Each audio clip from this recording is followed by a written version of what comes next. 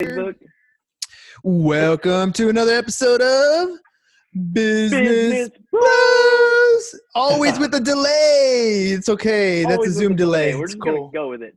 That's right. Hernan Cias here, host of the Business Bros podcast, where we're helping you create wealth today and generational wealth tomorrow. Generational wealth tomorrow, along with my I co-host. got it.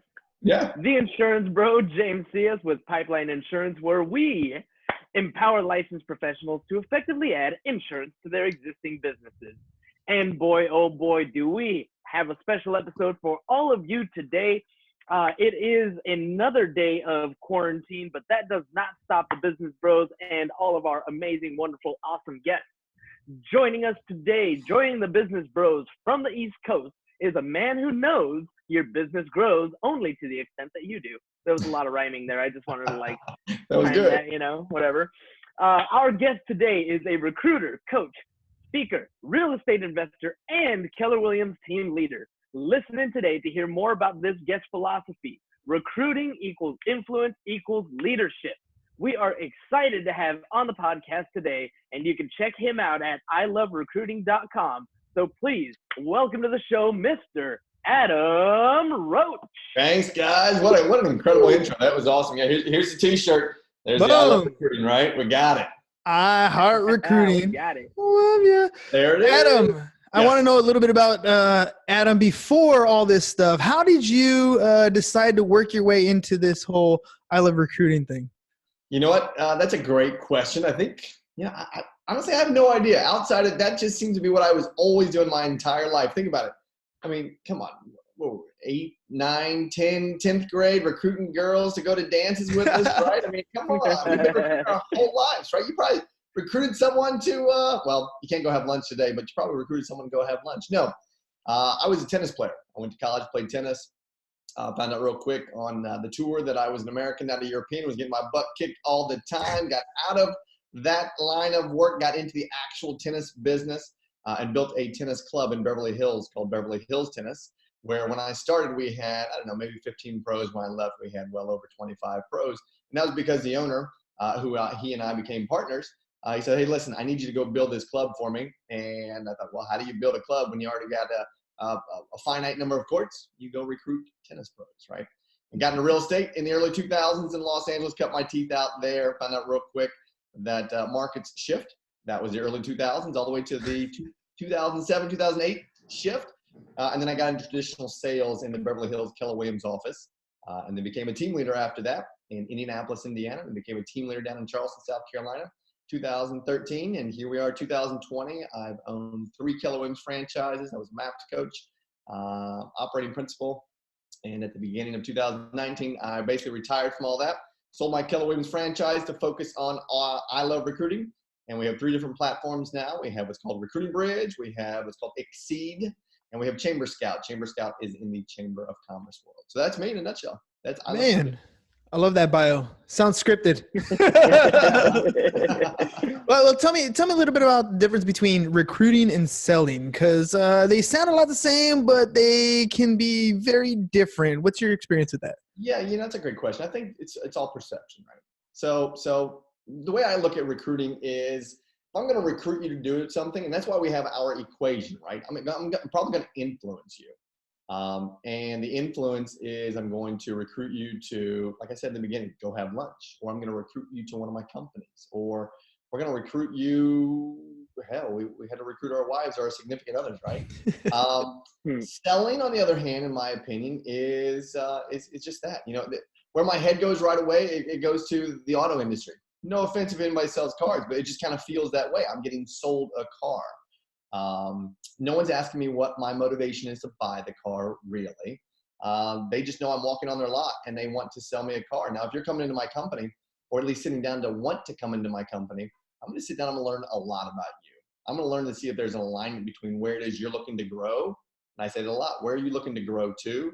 And what can we do to help fill that gap between where you are and where you're looking to grow to? So that's the difference, I think, between selling and recruiting. Sounds to me like you're at the grocery store, and when you're recruiting, you're kind of at the produce section, and there's a bunch of stuff there, and you're kind of grabbing that avocado or that apple, and you're kind of taking a look at it, and you're like, you know what? I know I want an apple, just not this exact apple. You put it back, you grab another one, you're like, this is the one I want, and you finally take it home. Versus somebody standing there and saying, hey, I got apples, apples, apples. You want apples? Come get apples. 2 apples for the price of 1. Here you go. Right. There you go. Yeah, for sure. And that's, it's fun in our coaching space. It's interesting when people come in, they say, well, I need to be coached on recruiting. I say, well, tell me what you know about recruiting.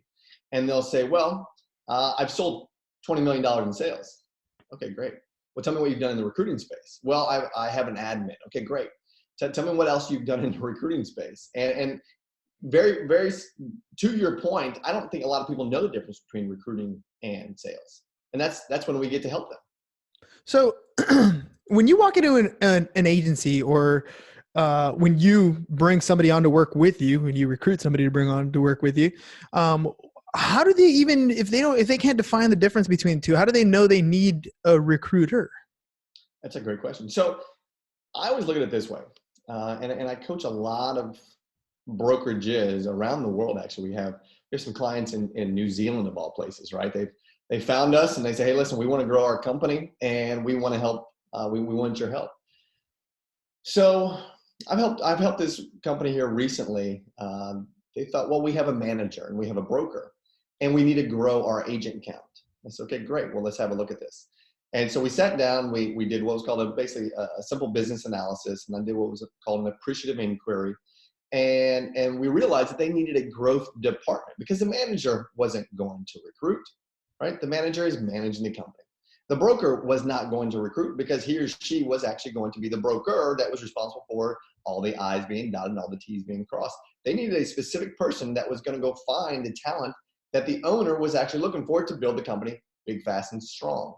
And so when you slow down long enough and you start to build your organization, this is all my opinion. When you slow down long enough and you start to want to really build your organization, you've got to start with your vision statement, right? So first of all, it's like, okay, fine. What is the actual vision that you have as a business owner? And then can you articulate that in a vision statement? And then can your recruiter go out and then make that vision become a reality? And so that's what a recruiter really is bringing that vision that they have, using the vision statement and bringing it to reality, and finding you to see if you fit inside of that reality, that vision statement, and can your world happen inside of that vision. So I'm going to get super selfish here. We're in a position in our insurance agency where we're doing exactly that. We've gotten to the point where we're about 43 strong insurance agents in our agency. And we have been actively, I guess, looking for a recruiter. We keep kind of pawning off that role into different into other pieces of what we're already doing. I'm the accountant. James over there, he's managing people, and it's exactly like you said. His role is to manage, and yet we're over here saying, yeah, but you also got to recruit some people. And it's kind of one of those tough scenarios there. If you were to come in, one of the things you said was aligning the vision. See if we can expand that out. So I'm going to get a little selfish here. James, can you share the vision of Pipeline with Adam here? See if we can work a little bit of recruiting here. Well, I mean, we said it early on in the show. We are empowering licensed professionals to effectively add insurance to their existing businesses. So I don't know if that really, I hope that really explains my hope is, yeah, that it really explains what we do and how we do it. So can I play with you there? Can I dive in with you? Yeah, absolutely. Sure. Absolutely. So would you mind repeating that again? We empower licensed professionals to effectively add insurance to their existing businesses. Great. And right now, how has that vision statement attracted people? What does that do to attract me? Just curious, totally curious. I think it's actually done quite a bit to attract people. We've been able to build on that, and we even have like a how we do exactly what we want to do, which is first of all to make it as easy as possible to write, submit, and refer business to us. Beautiful. Make each referral as profitable as possible through the power of education, and maintain the highest levels of retention through proactive service and support. Beautiful. So basically, those are your pillars, right? Those are the pillars of the company. Right. Excellent. Mhm. So this is what I always share with any of my coaching clients is we've got to take that vision and we got to go build the ability for you to articulate that, right? So when I took over at Keller Williams office here in Charleston, South Carolina, we had about 130 agents. And I came in, I said, listen, let's pause this for a second, because there's nothing attracting anyone to this company. It's a Keller Williams franchise. Fantastic. High five. You did good. But why do you only have 130 agents when there's 6,000 agents on the board? Let's go get 10%, right? And so we paused, and I came up with this vision statement. I said, let's build the most attractive and vibrant real estate office in all of Charleston, then the Carolinas, and then the nation, committed to a model of excellence. And that was it. And then we had hashtag $1 billion office. And so what was really fun about that was, as we went down that vision statement, I made sure everybody and anybody who walked into our front doors could feel it, could see it, could smell it, could taste it, and all my agents could articulate it. We would have team meetings where I would challenge them to say it, and by the time that I was finished, when I left, we were doing, let's say we had about 130 agents. When I left, we had nearly 400 agents in a 3-year period, and we went from $380 million in sales to nearly $1 billion in sales, all because we built an attractive and a vibrant, the most vibrant, where people wanted to be a part of that, and they'd come knock on our door. And I've said this before on other podcasts. This is what we did to build vibrancy, right? Is simply, I put Sonos speakers in every corner of the office. And I told our director of operations, I don't care what music's playing. If we got Dolly Parton, if we got Tupac, you got Biggie, I don't care. Just bring some sound, bring some energy. And then I got rid of everyone's desks. We had about 12,000 square feet, and I got rid of everyone's desks. And I said, I'm going to buy you all stand-up desks, because motion creates emotion. And they all had the film on their glass doors. I said, I'm taking it all down because it blocks the energy. They're like, no, you're crazy. You're from California. You're nuts. This guy's nuts. I'm like, no, this is what we're going to do. And he was the cool part. And I know I'm doing a lot of talking here, but this was really powerful, right? Because we grew from 130 agents, and we hit 200. Then we hit 300. And inside of Keller Williams, they have a profit share model. And I kept telling everybody, listen, as the company continues to grow and go from $300,000 in profit to nearly $700,000 in profit, your profit share is going to grow exponentially, and you won't have to do a damn thing. So let me keep growing this company. And we did. And that was the cool part. And then more people started coming in. We started building what was called the Comma Club, where we talked about passive income. And I bought people commas, and I put them on their door, and I said, you're part of the Comma Club. No clue what the hell that meant. I love it. Up, right? And so that was our vision, bring it to reality. That's awesome. I like the Comma Club. The Comma Club is awesome. Then you can do the 2 Comma Club. Bum, bum, bum. Let's see if you're a badass and get 3. Yo! Yeah, we create one of those agents. We're happy with them. Right? Exactly. But, a lot of that is it sounds like culture, right? Like it's not so much this is a process and this is the way we do things. It's actually taking that process and making it part of the individuals that are in that organization. Like you said something specific there about internalizing, about making them repeat it over and over so that they knew exactly what it was.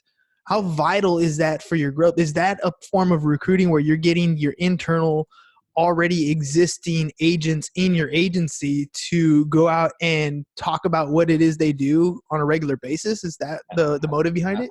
Absolutely. Think about this. Think about coming into a company and you're running this company, and maybe you have 100 people that are already working at that company. You've actually got to re-recruit those people, right? You've got to recruit them either to your vision or the vision that was already there. You got to slow down long enough to see and smell and taste and get a temperature on that current culture. Because again, it is your job, as whatever your title is, to recruit people to your vision. Now, I had a mentor tell me one time, it doesn't matter. Well, let's just put it this way. If your vision is big enough, you can recruit anybody into that vision as long as they can see themselves achieving their vision inside of yours. Once that vision, though, of theirs exceeds yours, the retention, your attrition rate's going to increase. That's deep though. That's powerful. So your vision has to be grander, or it just has to encompass whatever it is they want. Right. So that goes back to the recruiting, right? I didn't answer your question, because that goes back to the recruiting. So if I'm sitting down, I'm recruiting you, my job is to keep my vision, right? So we had hashtag $1 billion office. We wanted to be the first $1 billion sales office in all of Charleston. No singular office had ever done that. The largest company here in town has about 14, 15 offices, and they do about $2 billion in sales. But we were going to do $1 billion from one office. So as I'm sitting down recruiting you, I'm listening to where it is you're looking to grow to. And I'm asking you questions. I'm coming from curiosity, and I'm staying in this space to keep you sharing with me, to see, I'm listening to see if your vision will fit into our vision. And if your vision exceeds our vision, I, as the leader of the team, I better increase mine if I think you're talent and I want to keep you. Right? That's not to BS. Don't BS them. If your vision is not as big as theirs, cool, but don't BS them. Just be real. Yeah. So in the vision James shared, there was no like monetary grand scheme type of notion in there. It's what we do as far as how we build them. We're like, look, dude, you already have an existing business. You are a mortgage office. You are a tax office. You are a whatever it is. Not entirely true though, because we do have our BHAG. All right. We do have our goal of 100 agents making $10,000 a month each. Nice. It's true. That's true. But is that part of our vision that we're talking about on recruitment? Yeah, I mean, I would say it is. Well, okay, maybe not at the recruiting stage, because I don't know what our recruiters actually tell people, but I know when I get to talk to them during the orientation, that is part of it. So did I hear you right? 100 agents doing 10,000, was it 10,000? A month. $10,000 in commissions. Yep. A month. Gotcha. That's great. And so that, again, I don't know where that is in your space, how achievable that is for an individual to do $10,000 a month. That's pretty cool though, right? So if you're sitting down with me and you're like, listen, here's our vision statement and here's our pillars. And oh, by the way, we're only looking for 100 agents that can do $10,000 a month. And then we're capped and we're where we want to be. Is that going to be one of you? Is that you? Right. I like that. The exclusivity feeling of it.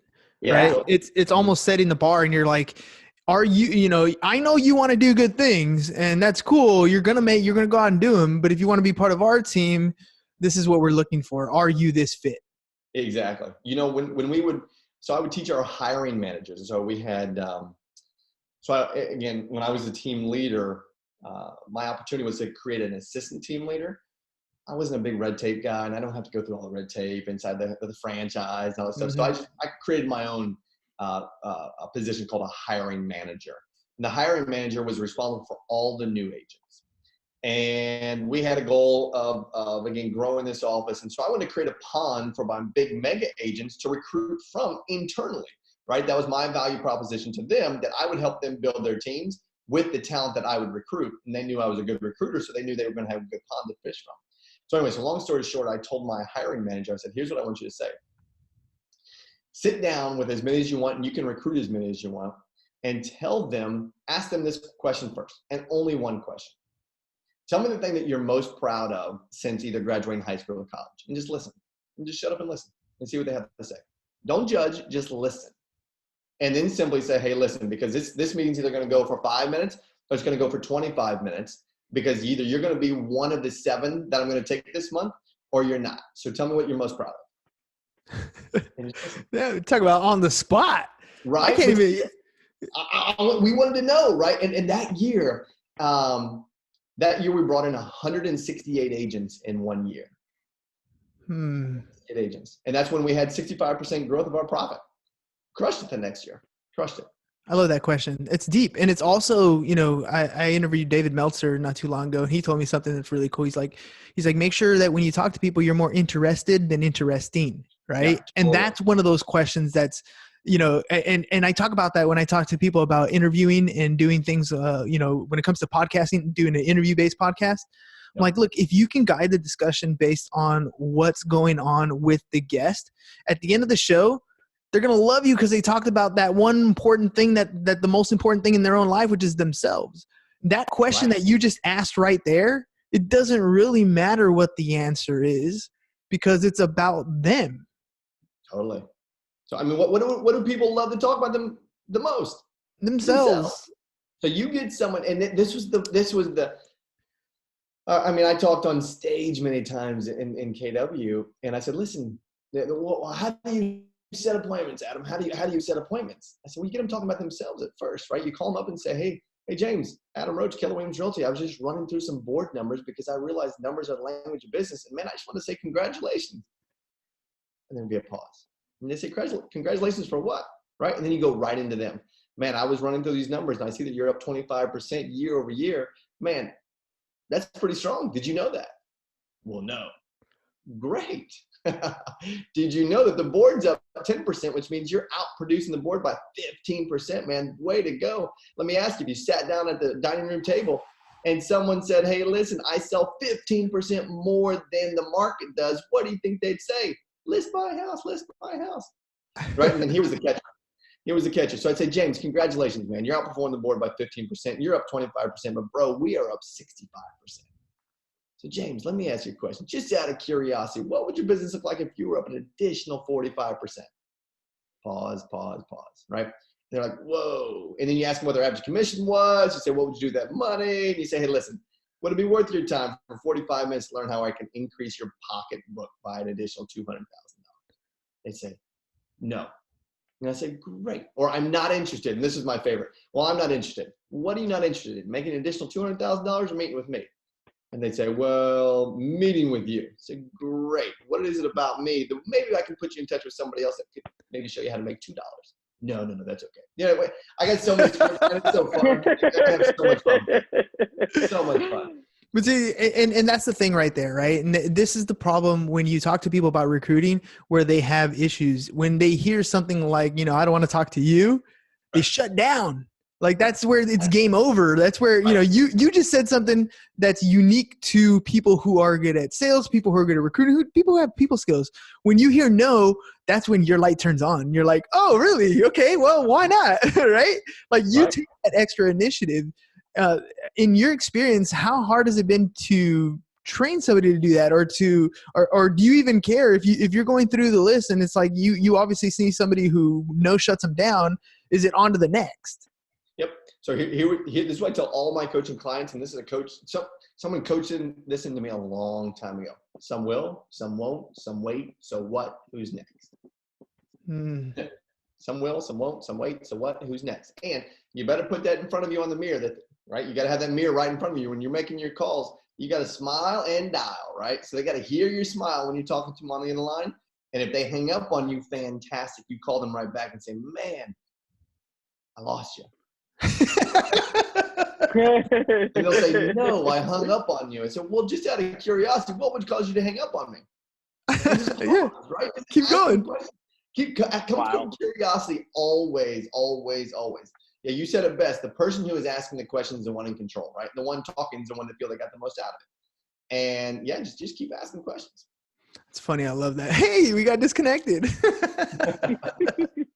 All right. Hey, I noticed on your website, by the way, iloverecruiting.com, I noticed that you started a podcast. We did, yes. So tell me a little bit about your thought process on starting a podcast, why you started it. Yeah, that's a great question. So the vision there behind I Love Recruiting is we want to, and we will recruit 100 million people. We're not sure how, we're not sure when. Well, actually we have to do it, let's see here. We had to do it before I was 60. So I think we've got 17 years. Yeah. So we've got until February 13th, 17 years from now, right? So 2017. And I don't know. I had this itch. I had this desire to want to reach out to people and share the value of recruiting. And here was the thing. I had many people share with me, Adam, you need to stay in your lane. I thought, okay, fine. Recruiting in the real estate space is fine. But recruiting is not just in real estate. I mean, it's in insurance. It's everywhere, right? And so my very first guest, Alexander Starr. Alexander Starr is an Emmy winner or a Grammy winner? I can't remember. He's a badass though, right? He's got hit songs, and he had to recruit his way to that spot. He had to recruit his producer, his engineer, his booking person. He had to go, and he did it all based on his talent, right? And then we went into the real estate world. And then yesterday's podcast dropped, and it was Daniel Ramsey from My Outdesk, right? And so he had to recruit his way to the organization that he's built, which does $20 million in revenue a year. So my vision there was I wanted to take this recruiting space and just blow it up. Hell, if I could get Dr. Ruth on there, old school Dr. Ruth, I mean, come on. You got to recruit your significant other in bed sometimes, right? Yeah, it happens more often the longer you've been married. Right, exactly. Yeah. So now that's it, man. That's awesome, man. I've recently started, and I mean recently, last week, launching my podcast coaching program, helping people to create their podcast. It's a 4-week program, right? Mainly because my purpose behind it is I'm not here to help you create the next Joe Rogan podcast, right? Mm-hmm. I mean, podcasting is great. And is it possible for you to be number one? Absolutely it is.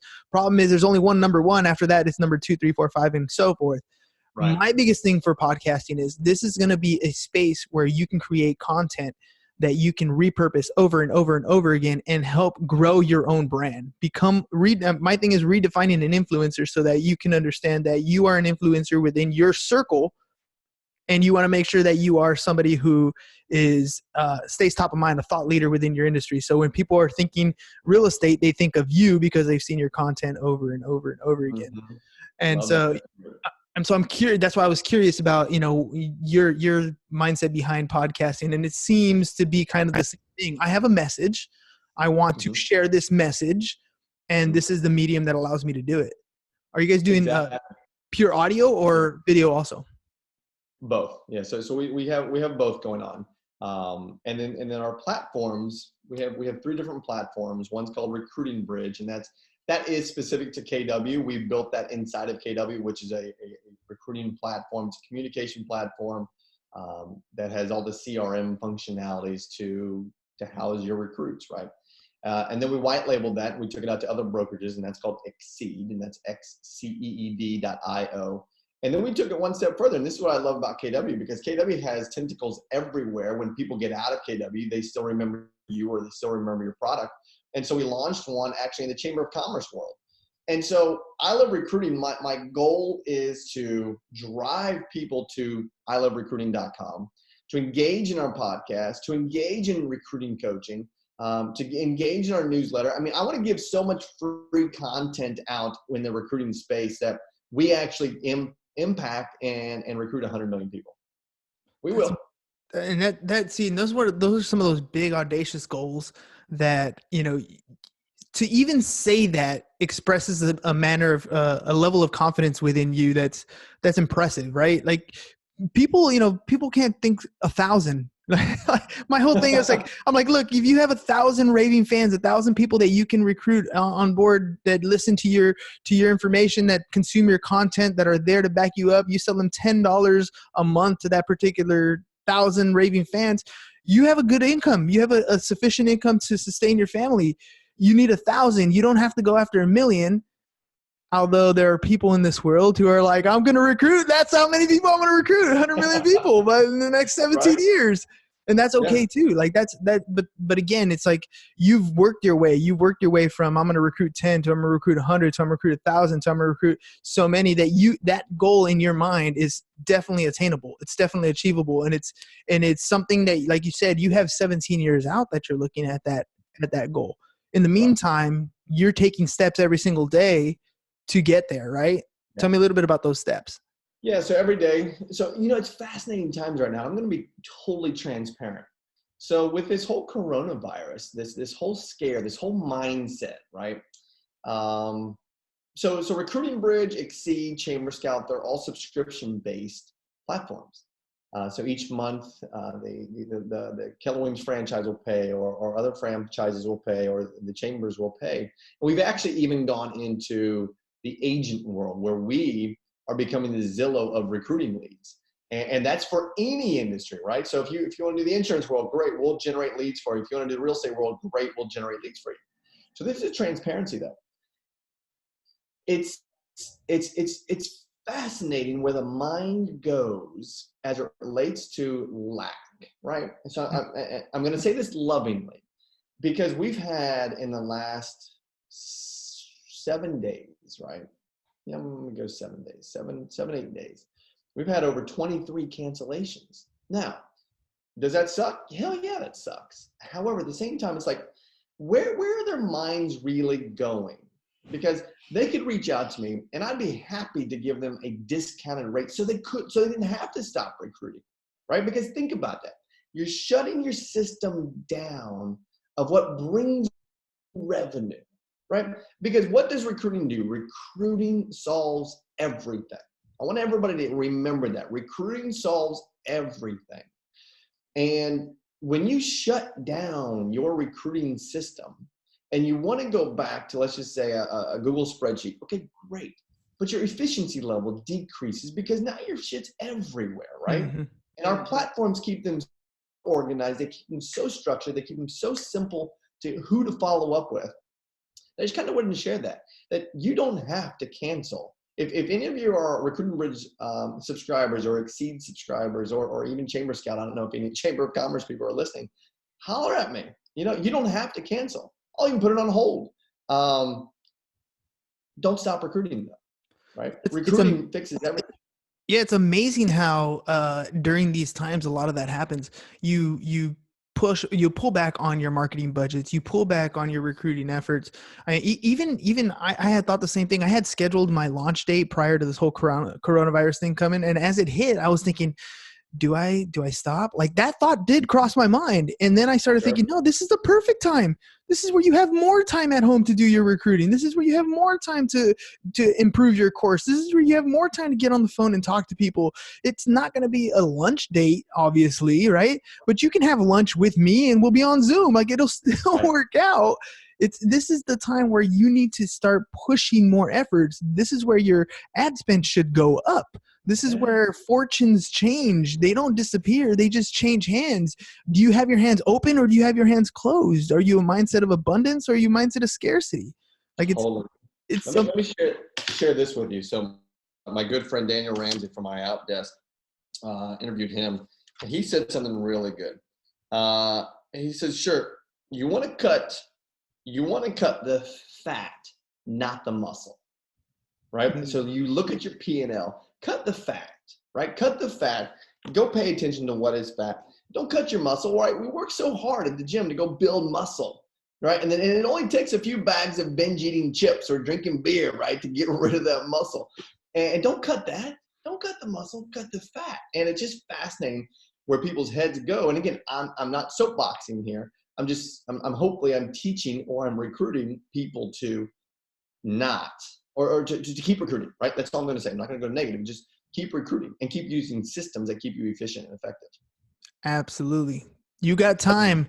Don't waste it. Every moment of time right now in this type of phase, to me is worth double, because there are other people who are shutting down, right? This is vacation time all of a sudden. This is not vacation time. You still need to be productive. Productivity today is valued way more than when your normal schedule routine is fine. Right now is when it takes a little bit of extra to get up earlier. It takes a little bit extra to sit down in the office. It takes a little bit extra to put in that extra effort because you got that 9 and 11-year-old at home with you, right? So it's going to take time. And speaking of extra time, Adam, thank you for being on the program today, man. I learned a lot. Hey, man, this is a blast. One more time, tell me a little bit about how to get a hold of you for recruiting information. Yep, sure. So they can all go to iloverecruiting.com. They can go to download the podcast, I Love Recruiting. If you want to find me personally on Instagram, it's just Adam R. Roach. And Instagram for I Love Recruiting is just I.love.recruiting. And they can come find us all there. Fill out get the newsletter. We'll give as many free how-to recruiting tips to you as possible. And then, of course, we're going to recruit you. And then to be in our coaching platforms or use one of our platforms, or heck, connect with all of our people that are recruiting all across the country or the world for that matter. Awesome, dude. Yeah, man. Well, I appreciate the time you hopped on here. I know it's a craziness out in the world. Stay safe out there. And ladies and gents, that's all we got for you guys today. Peace. Peace. And we're out. Nice job, man.